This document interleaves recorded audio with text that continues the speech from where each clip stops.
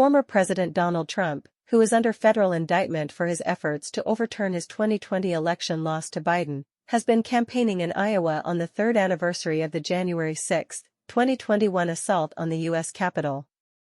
Trump claimed that countries have been emptying jails and mental institutions to fuel a record number of migrant crossings, even though there is no evidence that this is the case.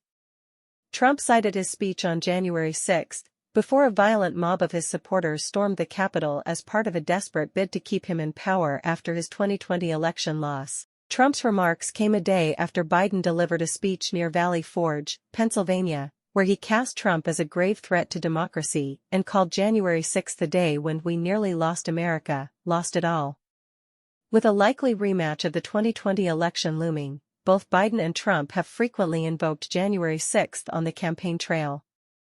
Trump has consistently downplayed or spread conspiracy theories about a riot in which his supporters, spurred by his lies about election fraud, tried to disrupt the certification of Biden's win. Trump also continued to bemoan the treatment of those who have been jailed for participating in the riot, again labeling them hostages.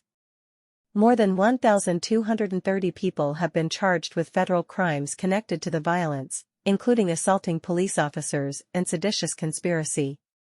Trump was holding the Commit to Caucus events just over a week before voting will begin on January 15. He arrived at his last event nearly 3.5 hours late due to what he said was a mechanical issue with a rented plane. Trump spent much of the day assailing Biden, casting him as incompetent and the real threat to democracy. He also attacked fellow Republicans, including the late Senator John McCain of Arizona, whose no vote derailed GOP efforts to repeal former President Barack Obama's signature healthcare law.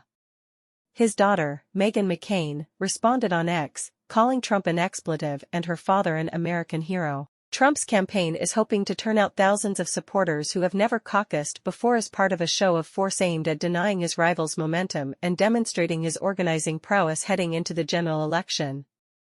His chief rivals, former United Nations Ambassador Nikki Haley and Florida Governor Ron DeSantis, were also campaigning in the state as they battle for second place in hopes of emerging as the most viable alternative to Trump, who is leading by wide margins in early state and national polls.